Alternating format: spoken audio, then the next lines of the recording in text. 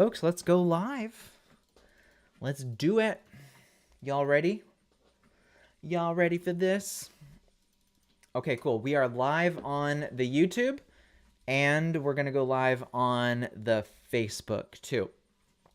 All right, so welcome. Today we're going to be talking about how COVID actually can increase vagus nerve activity momentarily by spike proteins affecting your acetylcholine receptors, which can be interpreted as high heart rate variability, which can be misleading, but the long-term trend is damage to the vagus nerve, and that's what we're going to discuss today.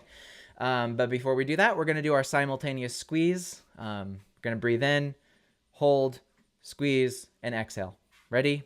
In 3, 2, 1. Follow me. Breathe in. Sip of air. Hold and squeeze.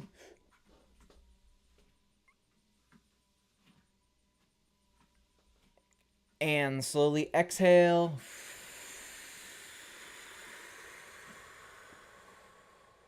Very good. Better than a cup of coffee. Although I did pick up some coffee beans at Costco yesterday that are roasted in Seattle, and I gotta tell you, one of the best cups of coffee I've had in a long time. Homemade espresso. You guys, it's awesome. Of course, I would be the kind of person who would do that. Anyway, so today, let's crack into it. So everybody knows about the COVID-19 pandemic. I'm not even sure if I'm gonna get like shadow banned for even discussing this. I'm not sure what the policies are, but at this point in time, it's so unclear. Who has any idea, right? What the hell the policy are? What the hell is the policy on terms of talking about COVID? So when COVID-19 first hit, I was like, I don't even want to touch on it because it's so polarizing. And I don't want to get my Facebook account like disabled because I had some, input and people got really upset because people were upset on, you're going to upset people on any side. But now we've learned a lot more about how COVID works. So specifically, the biggest challenges with COVID are obviously pathogenesis and reemergence of the disease right now, but the long-term effects of like long COVID are certainly affecting a lot of people. If you're over on X, on the platform, there's a huge ME/CFS community, and there's a huge long COVID research consortium over on the website formerly known as Twitter. I think they're doing some fantastic work to explore this, and many of them are cluing in to the acetylcholine network and how that is affected. Basically, the vagus nerve is affected by COVID, by the spike protein. So it's really important in understanding how to cure long COVID. I mean, I don't know if it's hard to say if there's a cure for long COVID. There are certainly emerging potentials for effective treatments that I've seen myself and I've overseen in terms of implementation, and we'll talk about that a little bit later. But just kind of setting the stage,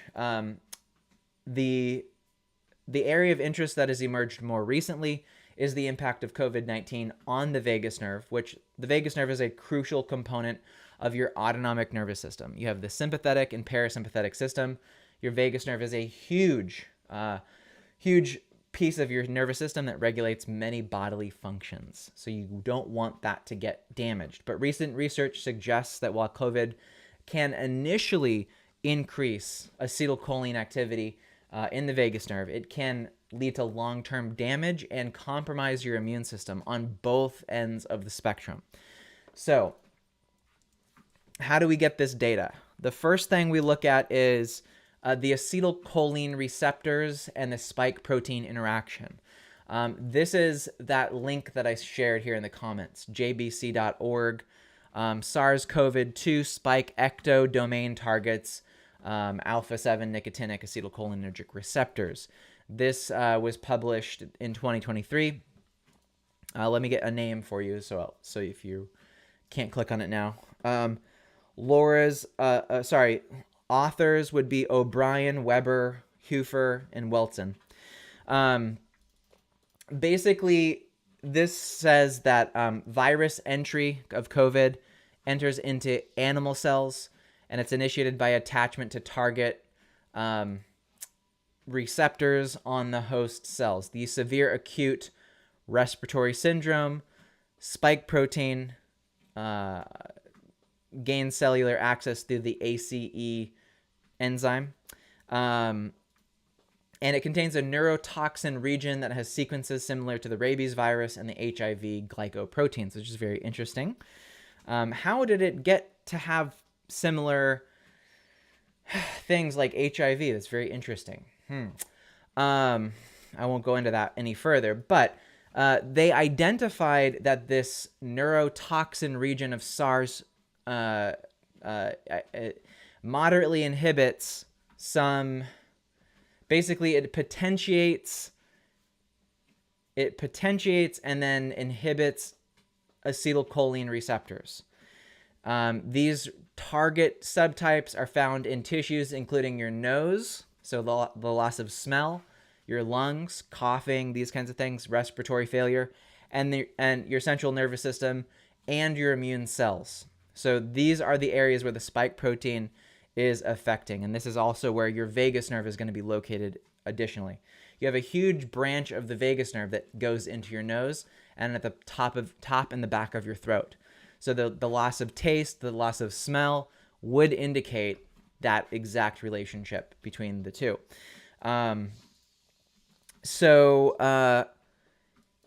Yes.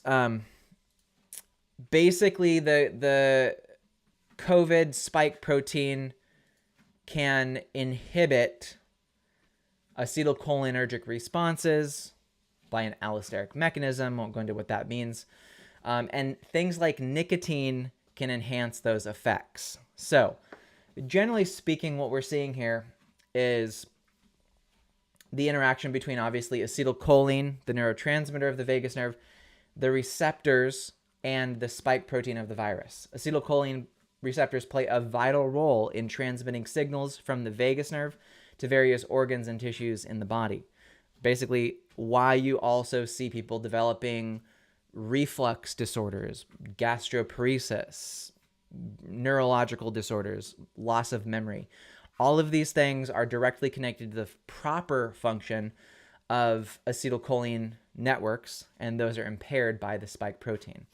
So when the spike protein latches onto the receptors of the vagus nerve, it basically puts them on higher alert momentarily, initially, and this can lead to an increase in vagus nerve activity in a short timeline.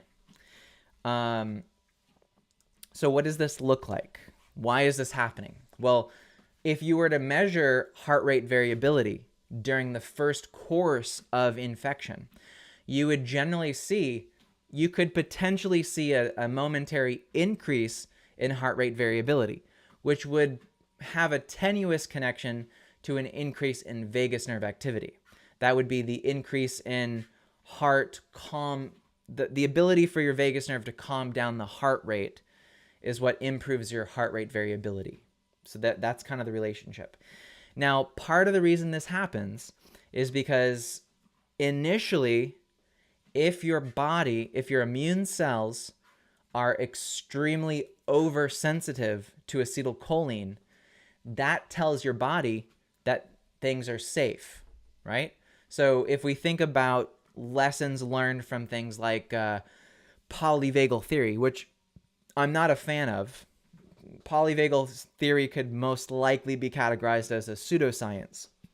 But there are some truths that it's popularized, that it didn't invent, but it popularized. So they typically talk about in polyvagal theory the importance of safety, the importance of your body feeling safe. And when your body feels safe, you don't overproduce inflammation.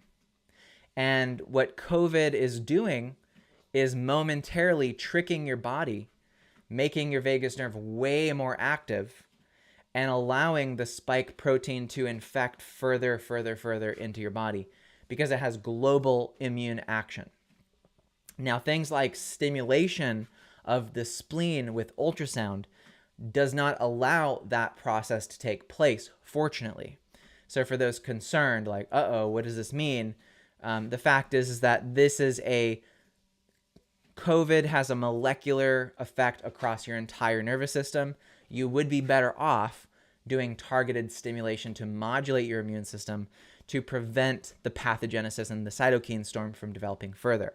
So there are some important caveats to what I'm saying here, depending on what you're doing, what you're using, etc. And it's certainly a complicated thing. I mean, there's nothing simple about any of this, but we can generally look at trends and discover some data and talk about it. So basically, heart rate variability, for those who don't know, it refers specifically to a mathematical process to calculate the difference in time between your fastest heartbeats and your slowest heartbeats when you inhale and you exhale. And it calculates this in terms of milliseconds. So a low HRV number might be like 10 milliseconds, meaning your heart rate is almost very steady. There's no variation. A high heart rate variability would look like 90 milliseconds or 120 milliseconds. That's good. On account of HRV generally indicates better cardiorespiratory fitness. You see people who are runners or high-level athletes typically have higher HRV scores when they measure it in the morning. So, but if you're an unhealthy person and you have high HRV as a result of COVID, that's a bad thing. That actually means that the COVID is creating a false sense of safety in the cells and allowing your body to not create inflammation that can then kill the virus, which that becomes a problem. So individuals infected with COVID-19 may exhibit higher heart rate variability during the acute initial phase of the illness. So let's look at the next piece of this. So long term, however, what we do find is that the vagus nerve ultimately, after the first few weeks or the first month of infection, the vagus nerve will be compromised. Your immune system will be compromised, and everything in between, right? That includes your central nervous system, the loss of smell, the loss of taste, the loss of heart function that's good, digestive issues. I see a lot of issues with reflux, with swallowing, with voice control. All kinds of things across the entire vagus nerve network are compromised long term. And that's generally going to be because of decreased vagus nerve activity. So I see a lot of questions in the Facebook group all the time. Is my vagus nerve more active or is it less active? It's difficult for the body to maintain super physiological levels of vagus nerve activity, especially in a disease model of the body. It's like, if here's an example, so you kind of get the generalized principle of where a neurological system will like to settle, right? We all know that homeostasis is important. Balance in the universe is an important thing. They did a model back in the day when everybody was obsessed with zombies, right? You remember the TV show Walking Dead and all the zombie movies that were coming out like 7, 8, 9 years ago? Very popular. People did a calculation and they said, in case of a zombie outbreak, where would be the best place to go live, to go hide, to not be overrun by the zombie horde? They found that places that were in higher elevation would be better because the average movement of a zombie horde is going to propagate at the lowest levels of the valley that they're in, meaning that a system, generally speaking, in a pathological sense, in a disease model, you're not going to see zombies expending energy to climb up a mountain. They're going to populate at the very lowest parts of the map, potentially. So the most likely answer to any question in a disease model of the vagus nerve, is my vagus nerve overactive or is it underactive? I ask you in the chat, what do you think? What's the most likely, what is the most likely scenario? That you're developing symptoms because your vagus nerve is just chronically on a high level of alert for days and days and weeks and months, or if you have a breakdown and damage to a neurological system, are you more likely to see a decrease in function of that nerve? Somebody in the chat either write increase or decrease. If you have a disease model of the vagus nerve, what's statistically more likely that the vagus nerve is going to be? Because I get the question, does this mean my vagus nerve is overstimulated or is it understimulated, and what should I do? If it's overstimulated, then should I not stimulate it? These are questions I get a lot that I want to just address.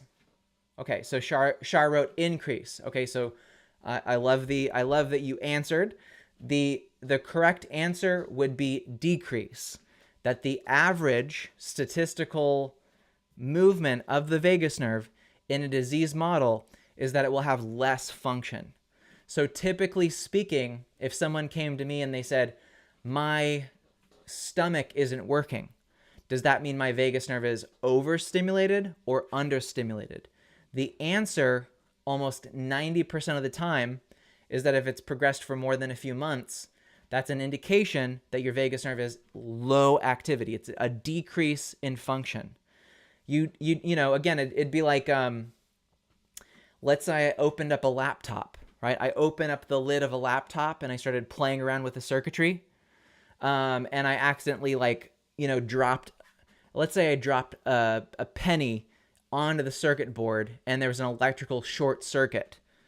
Do you think that laptop would run better or worse if you had an electrical short circuit and smoke started coming out of the laptop? What do you guys think?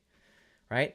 If I accidentally dropped some conductive penny on a circuit board with electrical lines running through it, and you saw a spark of light and smoke coming off the circuit board, would your but you hadn't turned the laptop on again, what would your hypothesis be? Do you guys feel like you would see an increase or a decrease in the functionality of that laptop, for instance? Now, that's an analogy. That's not accurate to the whole vagus nerve thing. But given that there are similarities for nervous function, if I go into a system and I damage it, what's more likely? That it works better or worse after there's been damage? Okay, so Courtney, you have a great... Okay, yeah, exactly. Okay, so Courtney and Shar, decrease. You would be correct. You would win a Nobel Peace Prize in terms of statistical modeling by intuitively assuming that if you did some damage, which a spike protein absolutely is going to mess up your vagus nerve, that the overall average long term after 2 to 3 to 4 months of persistent symptoms is that your vagus nerve is not working properly. Your vagus nerve has gone down in functionality, and that's bad. Now, you don't want to have extremely high levels of vagus nerve activity, and you definitely don't want extremely low levels of activity. You want something in the middle, but on average, it's going to decrease, okay? So the long-term compromise is also going to affect all kinds of issues across the body. And it doesn't get any better unless you do specific things to resolve it, right? On average, it is true that the vagus nerve does like to heal and repair itself. Your vagus nerve is pretty dang incredible at self-repair. For instance, this morning over on Twitter, somebody posted a little snippet of what's called a flatworm. Like, you know, a salamander, you know, if it loses a leg or it loses a tail, a lot of reptiles can grow entire limbs back. They can grow their tail back. There's this one type of flatworm, which has similar genetics to the vagus nerve, that if you literally cut it into 4 segments, it will regrow into a complete nematode flatworm within a few weeks, completely. Oftentimes within a few days, it will sprout new eyes from its tail. That's pretty remarkable. So your vagus nerve does have the ability to do that if it's been damaged in a healthy model. But if you've damaged it neurologically and cut it or damaged it from a spike protein, it is impaired in its ability to even regrow itself.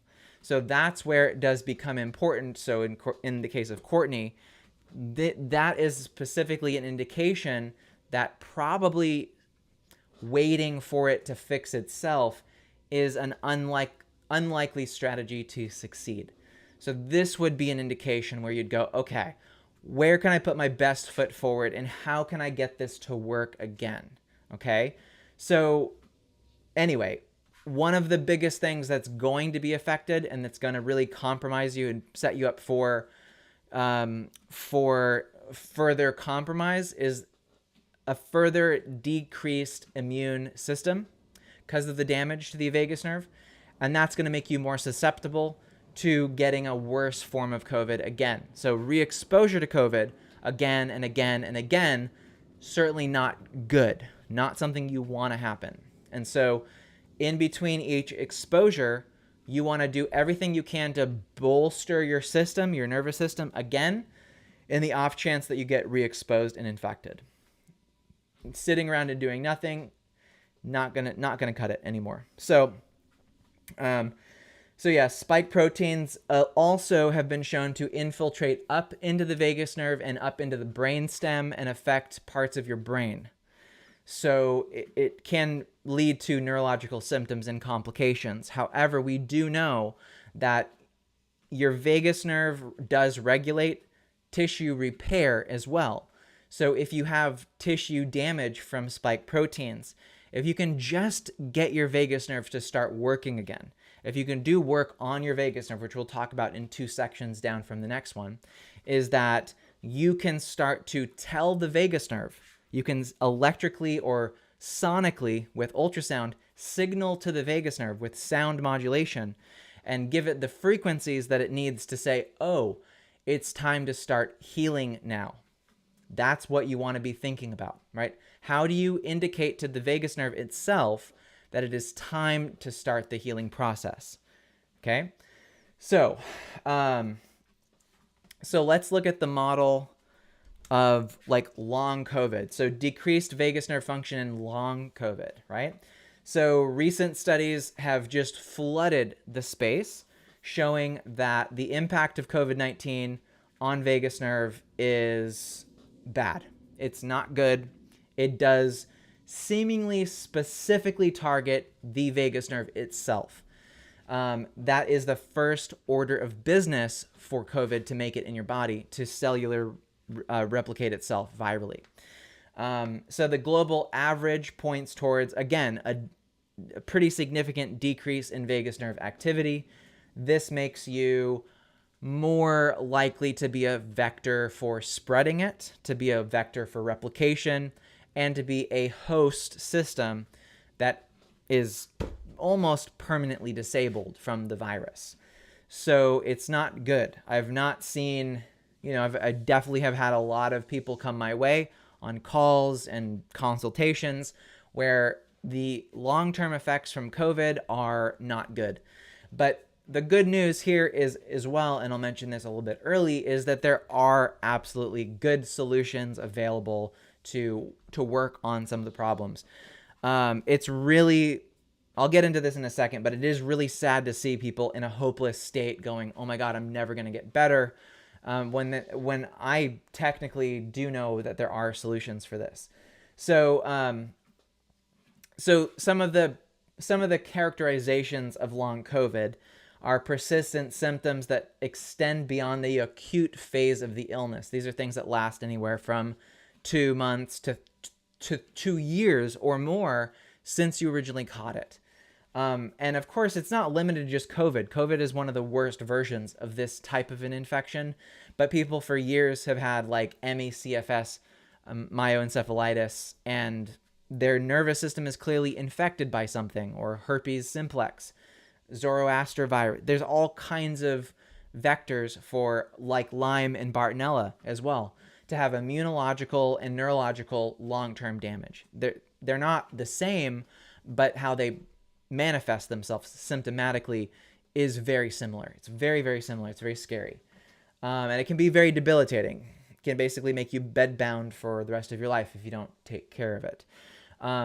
So anyway, the decrease in vagus nerve function may contribute to the prolonged and debilitating symptoms observed in long COVID patients. This is absolutely a thing that I've personally witnessed, and have seen that be the vector for solutions. So in moving to what can be done, because I hate to do a video like this and get people depressed, where they think, oh my God, well, he's saying that now I thought it was bad. Now my vagus nerve is damaged. I mean, this Sterling guy goes on a live video every single day. He's a biomedical engineer telling people how important the vagus nerve is to their health. And now he's telling me that COVID might have actually done significant damage to that nerve. Now I'm really screwed. That might be what some of you are thinking. And I don't want you to think like that.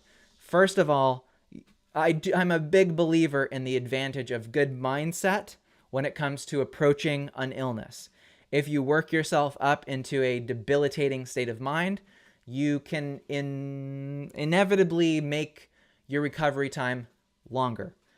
And that might be like, I mean, it could be as subtle as a 2% decrease in your recovery, but it could also account for a 50% decrease in recovery if you allow yourself to be psychologically cynical about the entire thing.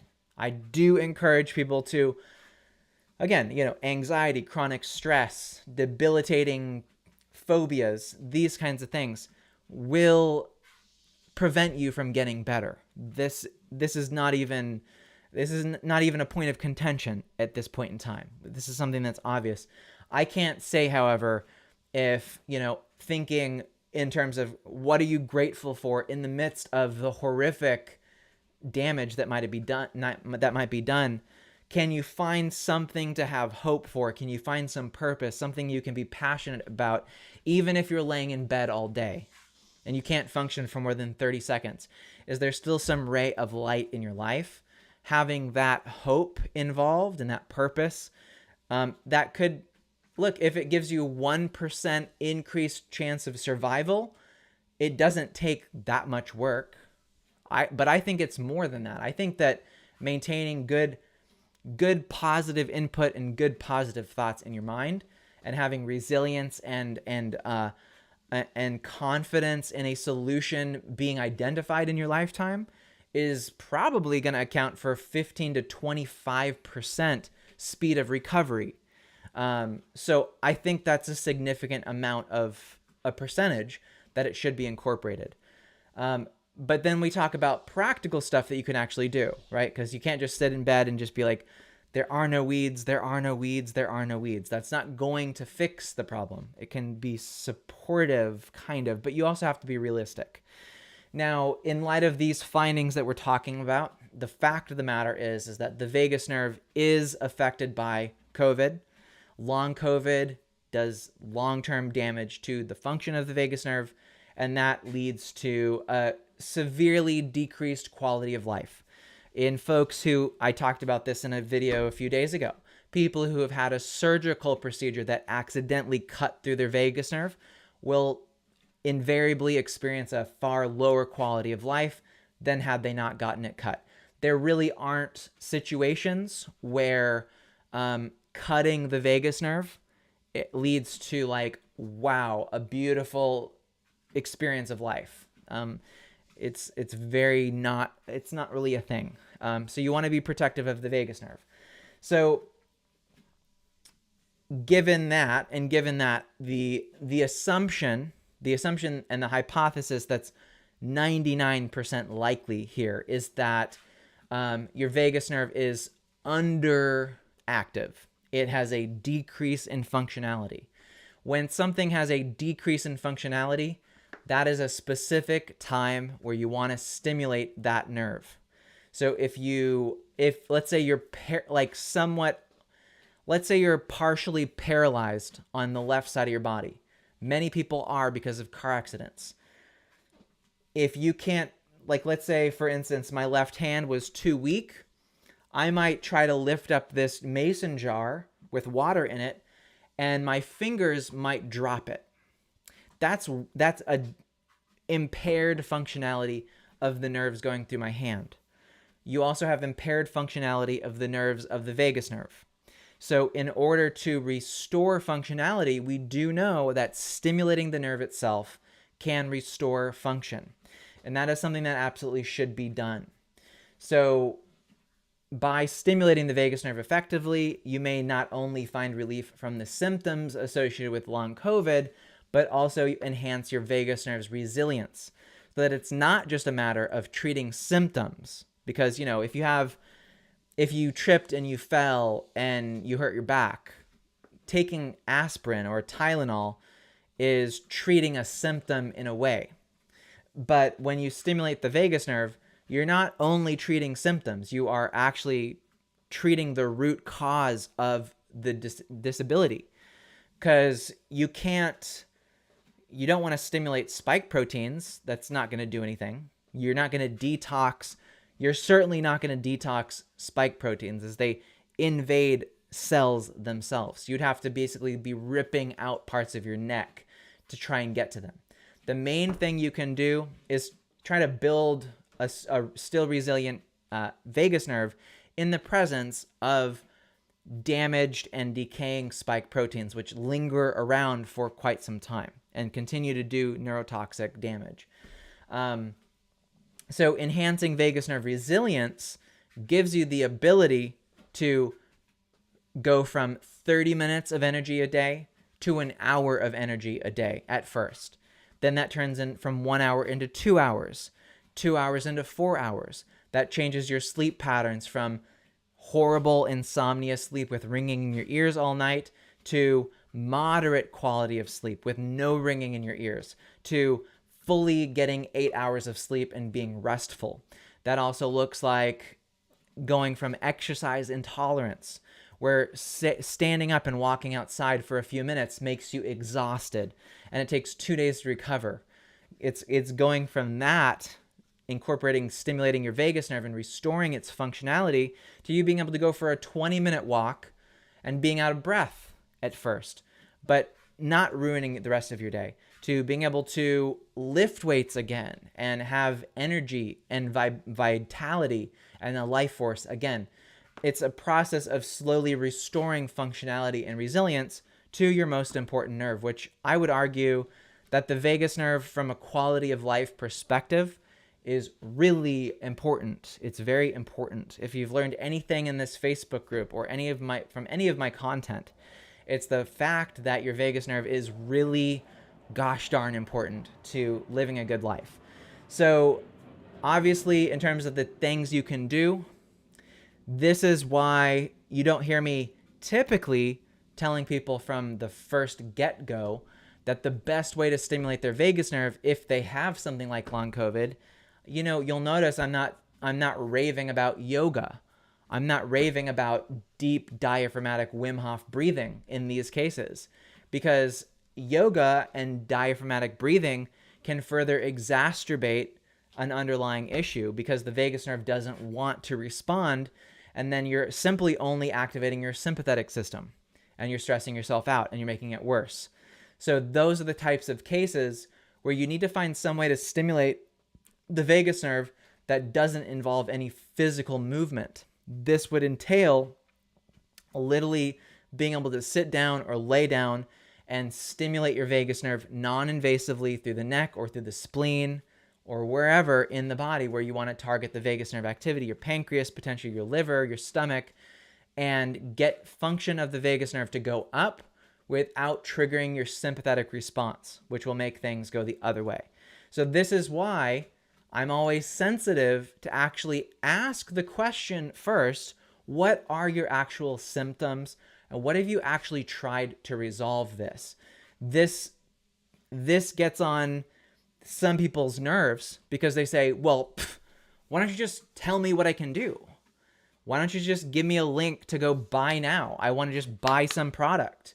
And I go, the thing that you do should be selected for based on the specifics of your condition. You guys think I don't know what I'm talking about? I've been involved in vagus nerve stimulation for 6 years continually, full time. This is my full reality. I meet with clients every single day. I speak with them for 30 minutes every single month.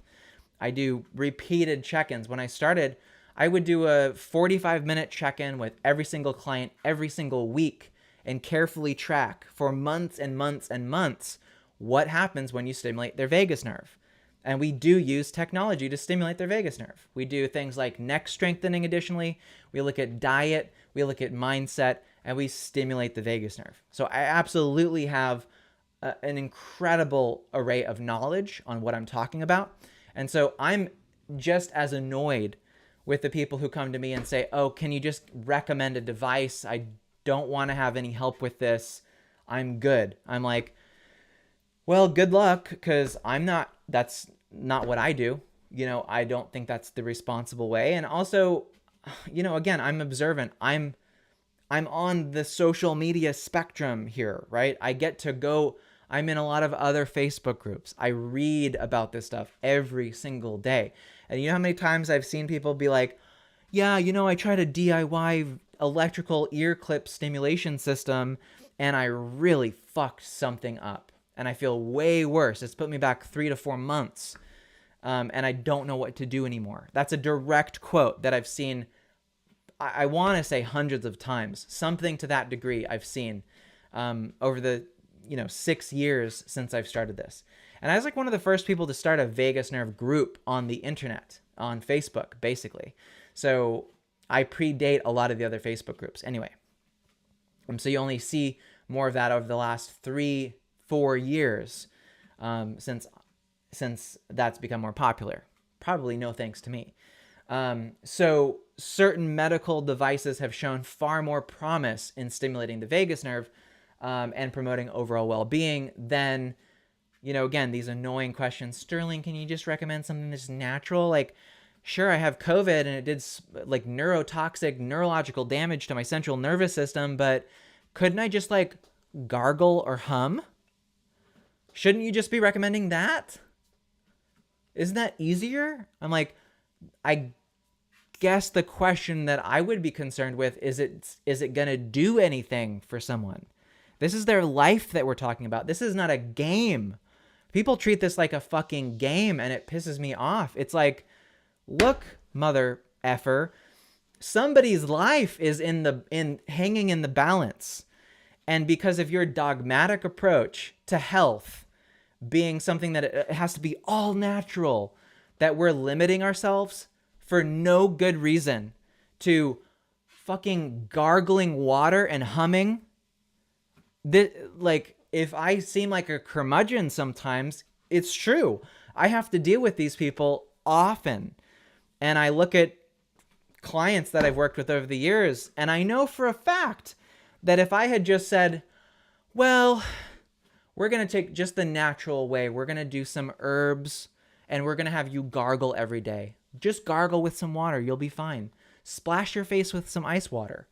It's not going to make a freaking difference in some of these cases. Now, if you're a 22-year-old Instagram beauty who lives in Fiji already, and you're on social media posting with your beautiful, photographer, boyfriend, or girlfriend, and you're like, oh my God, I found out I had a vagus nerve issue and I just started humming because I heard it's really good and I just felt so good. I'm like, that's awesome for you. I'm talking about people who have had neurological damage from what could be a bioweapon. Okay? So excuse me if I'm not super impressed with your very anecdotal reports that, putting clove oil on your ear was wow, amazing. I look at that and I go, well, your problem wasn't that bad in the first place if that fixed your issue, okay? Vagus nerve stimulation is not the domain of hippy dippy woo woo crystal Deepak Chopra bullshit. Vagus nerve stimulation is also the domain of some of the most advanced thinkers in medical neuroscience. If you want to get a vagus nerve implant, you have to go to a neuroscience doctor who understands the full scope of the brain and how that works. They're implanting these devices in people's necks to treat epilepsy, seizures, Crohn's disease, depression, impossible to lose weight is being used here. You're not seeing, there's no neuroscientist who's looking at the data and going, gosh, I'm just having a hard time deciding between, should we go with the clove oil on the ear? Should we rub a little bit of a hibiscus on the earlobe or for the seizure victim, or should we go with the full-on implant? They're not weighing those options. There are clearly like massive differences. And I think people just, again, don't understand the exponential curve of just how really fucking bad vagus nerve damage can get. And they still talk like it's something that, we're just playing with a 22-year-old girl from Fiji's vagus nerve. We're not doing that. We're looking at people who are 55 years old who like are not as resilient as a 22-year-old girl anymore. And that something more needs to be done. Okay. So this should be taken seriously. I think it's extremely rude to treat this like, oh yeah, like just some clove oil and like just go vegan, like it's just gonna fix like the whole thing. Like, you guys are like overthinking this whole thing. Like, it's so easy. No, it's not easy. It's complicated. It's not that simple. So anyway, in conclusion, if we take an overview of what we talked about today, taking the core lesson here, the key thing here is that what you'll see in reports from COVID infection is that initially you'll see things like heart rate variability increase momentarily because of the spike protein directly tricking the vagus nerve into thinking that it's safe, into thinking that there's nothing going on, and that the immune system shouldn't go and kill the cytokine, go and kill the COVID virus so it can't replicate. COVID is novel in that it is able to trick your immune system to tell you that it's safe when it's not. This can seem like an increase, which is an increase in acetylcholine receptor affinity in the initial days and weeks. However, long term, once the virus is replicated, it says, thank you, I got what I needed out of you. And then it starts to do the damage. It seeps into the system at low levels of detection. It integrates itself into the entire nervous system. It will sneak into your brainstem. And once it's gotten past the defenses, once your body thinks, oh, I'm relatively okay now, that is when the atomic bomb goes off in your body. That is when the attacks start. That is when the sleeper cells start to go to work and start to destroy every single part of your brain, your nervous system, your executive function, your memory, your ability to swallow, to speak, to have emotions. I mean, it is so horrific that, again, you just let this stuff just run across the immune system, sneaking in to the system, into your entire body, and that your body thinks it's fine. Your body is literally tricked into thinking, no, this is fine, even though everything's on fire. So that is the key thing here. But ultimately, long term, it's destruction. It's like every part of the infrastructure of your entire body will be snipped and cut and damaged so that virus inside of your body can continue to replicate and spread to the next thing and destroy the next thing. It does not care about, COVID definitely doesn't care about you. COVID cares about itself, and it will do everything in its power to sneak into your system. And once it's reached capacity, then it goes bam, bam, bam. And then it starts eating your cells for its own benefit. That's the other thing. It starts to cannibalize you, because think about it. For COVID to replicate, it's not bringing along assets with it. It's just stripped bare of any cargo. It's just the genetic code that says, get inside, invade, and replicate and destroy. Okay? So this is the key thing here. The long-term outcomes is decreased vagus nerve activity, what you should do in that case is take this very fucking seriously. This is not a game where, you know, humming or rubbing essential oils on your ear tips is going to fix this problem. This needs to be treated as seriously as I think it deserves to be treated. If you can tell in my voice that I do take this seriously, that's the level of what we're seeing with this, okay? But the good news is that there absolutely are solutions to this. There are medical interventions that can work. If you need advice on this, please don't hesitate to reach out to me and just send me a personal message here, either on Facebook or YouTube or Twitter, and just say, hey, I saw your video. I think I'd like to, you know, what are some of my options? And we'll have that conversation, okay? So cool. But cool, awesome. So Courtney, thank you for the comment. She writes, I love this video. It's exactly what I needed to clear things up for me. Thank you. You're welcome, Courtney. And I'm very sorry that all this has happened to you. It does suck. There's no doubt about that.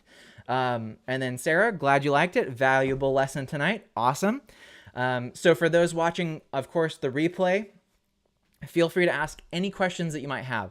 I'll stay online for a little bit longer just to take any questions. But we've already gone, you know, 45 minutes in. That's the main thing, right? So, hey, maybe I should wake up at 3:30 in the morning more often. I'm all fired up. I'm not as filtered as usual. I just had a incredible call this morning at freaking 3:50 a.m. For my ultrasound work and job. So cool. But it was a good call. So awesome. But yeah, guys, drop your questions in the comments. Thank you guys so much for watching. That's all I have to share. I'll just check on YouTube. Okay. Actually, good news. I do have a question over on YouTube in the chat, from Eddie. I'll just read out. He wrote a couple things probably as I was talking, right? So he wrote, hey, Sterling, this is not really related to COVID-19. That's okay. But something you have touched on quite a bit. For example, you have mentioned a link between vagus nerve and the neck. I have talked about that. There are some medical experts who are suggesting the very same thing you were teaching us. Thank you. Do you think that postural orthostatic tachycardia, POTS, syndrome could take place from either the vaccine and COVID injury? That's a dangerous thing to answer. But Eddie, what I would say is that what is in the vaccine is a dead form of the spike protein. So there's no indication that it wouldn't necessarily have different effects, is if you're kind of catching my drift here. So absolutely, the fact of the matter is, I hate to say it, and I hate to say it because it's only going to land me in trouble, but for your sake, is that bad things can happen from both things, okay? Both things can cause issues. You're not free from issues. You know, if you get the infection or you get the jab, they're not perfect, okay? All right, so yes, you can develop POTS from that specifically. So yeah. All right, cool. So thanks, Eddie. Great question. Charlotte wrote, hope I never get it. I hope you never do. Keep my immune system as good as I can. Been exposed 5 times. Thank you. Great info. Wow. Good. Chris, thank you. You're welcome. Definitely relevant, I think, given our earlier conversation too. So I was thinking about you. But yeah, other than that, guys, thanks so much for joining. I hope you enjoyed today, and the content we liked. Be sure to tune in again tomorrow. We'll be talking about something just as important. So have a great rest of your day, and yeah, enjoy your Wednesday.